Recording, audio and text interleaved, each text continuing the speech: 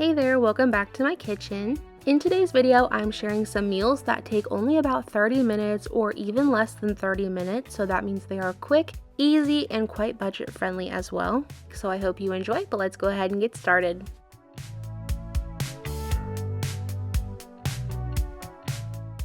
First up today, we're making this skillet pierogi and smoked sausage meal. I'm going to go ahead and begin chopping up half of a yellow onion, and I'm also going to cut up one package of this turkey smoked sausage. I'm using turkey sausage just because that's what I prefer, but you can use any type you like. And I'm just going to cut these into smaller pieces, but you can also leave them in larger pieces as well.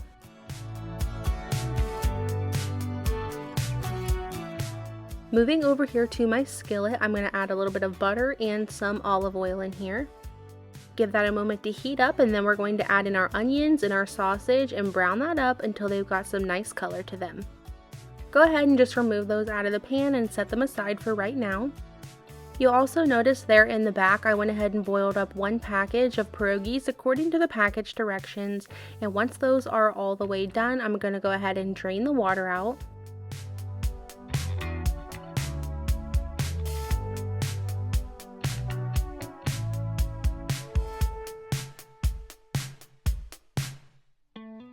Back up here to my skillet, I'm going to add a little bit more oil in there. Give that a second to heat up, and then we're actually going to add the pierogies in here. Just make sure each one is touching the bottom at least a little bit. We're going to let these get a little bit of color to them. They are not going to sit very long. You just need to allow them to get a little bit crispy.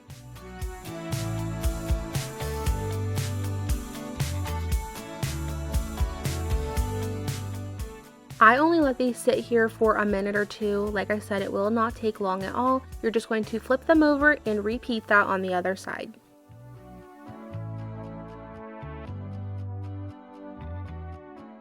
After about 1 to 2 minutes, I'm going to go ahead and add in 1 cup of heavy cream. I'm also going to go ahead and add in my sausage and onions. And then at this point, you'll just want to give it a good mix together and make sure that the pierogies are not sticking to the bottom.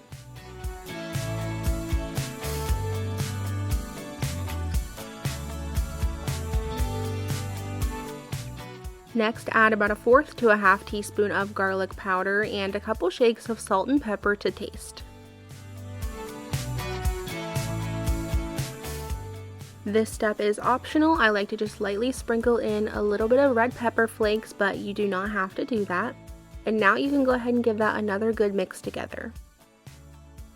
I just like to let this sit for a few minutes and allow the sauce to thicken up a bit, and then I take a 1/2 cup of freshly shredded Parmesan cheese and sprinkle that right over the top.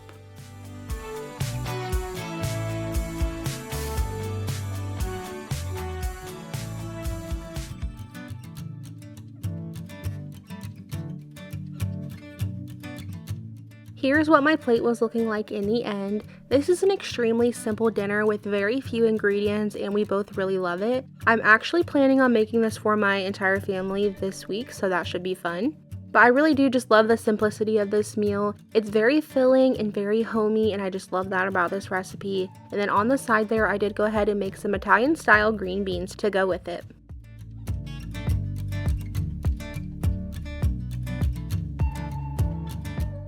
Next up, we're going to make some Alfredo naan bread pizzas. For this one, you do need to begin by preheating your oven to 375 degrees. Now moving over here to my cast iron skillet, I'm going to cook some bacon. I'm only going to be cooking 3 slices of bacon. This was back at my apartment when it was just the 2 of us, and you don't need a ton of bacon for this, just enough to sprinkle over the top. So once that's done, I'm just going to go ahead and add it over to a paper towel and let it cool down. The chicken is going to be the main protein of this meal, so I'm going to go ahead and use 1.5 chicken breasts. I did go ahead and slice those so they are thinner. To season up the chicken, I'm going to be using my favorite all-purpose seasoning. I'm also going to be adding some garlic and pepper. I did not use any certain amount of seasoning on this, I just sprinkled it on, rubbed it in, and repeated the same thing on the opposite side.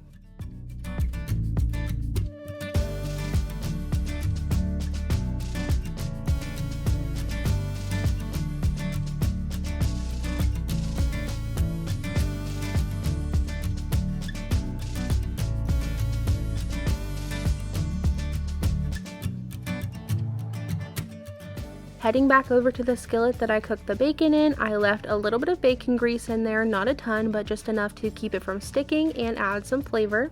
All 3 pieces of chicken are going to cook in here, and I'm just going to let them cook for about 2 to 3 minutes per side until they're cooked all the way through.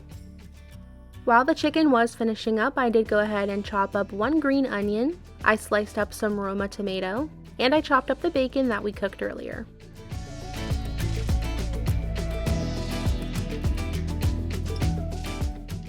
Once the chicken was done, I moved it over to the cutting board and let it sit for about 5 minutes before chopping it up into bite-sized pieces.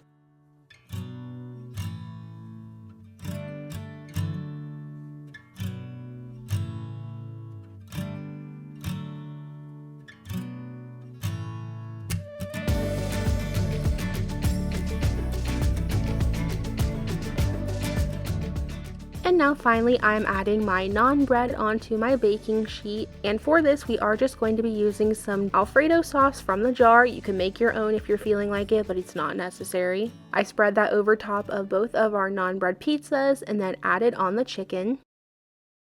You can use less chicken than this, but I wanted to make sure that this dinner was going to be filling, so I went ahead and used every bit of chicken that I cooked.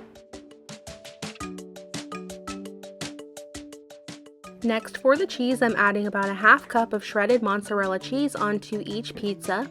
I'm also going to sprinkle on some freshly shredded Parmesan as well. You can add as much or as little of this as you want.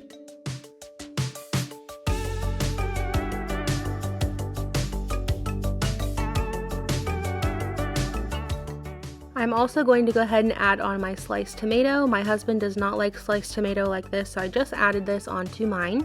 And now this is going to go into the oven to bake for about 10 minutes until the cheese has melted over the top.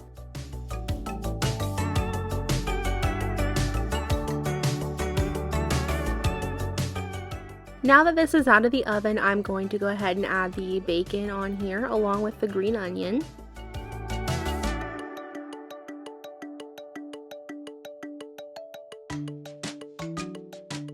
And then this is what your pizza should be looking like when they are all done.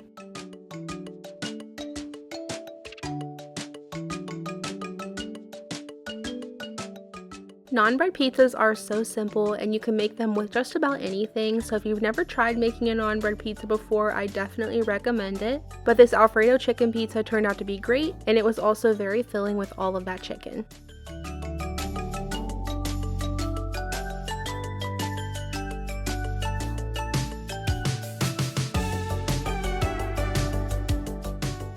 And now we're going to make something we used to have all the time. We're going to make a spicy beaten chicken. For this one, you will need to go ahead and preheat your oven to 375 degrees. And now moving over here to my cutting board, I'm going to begin slicing up some chicken breasts. For this chicken, you're going to want to slice it very thin. I'm going to use a total of 3 chicken breasts. And then after it's sliced, I'm going to go ahead and beat this chicken just so that it is a little bit thinner.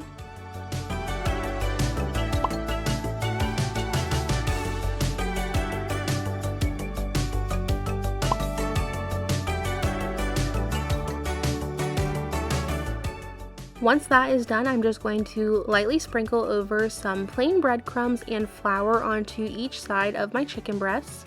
And now for this part, I hate to say it and some of you are not going to like it, but we don't measure seasonings with this recipe. We just start adding seasonings onto both sides, and those seasonings include garlic powder, onion powder, chili powder, smoked paprika, hot pepper flakes, pepper, and salt. Then I just take my hands and rub that all into the chicken and make sure that it's really sticking on there well. Feel free to make a different seasoning for this. If you want to be able to taste it before adding it onto the chicken, then by all means do that. But we have made this so many times, we just kind of make it this way and cook it, and it usually turns out pretty good for us. I just go ahead and repeat that for both sides of the chicken on all of the chicken, and then I place it onto a lined baking sheet just like this.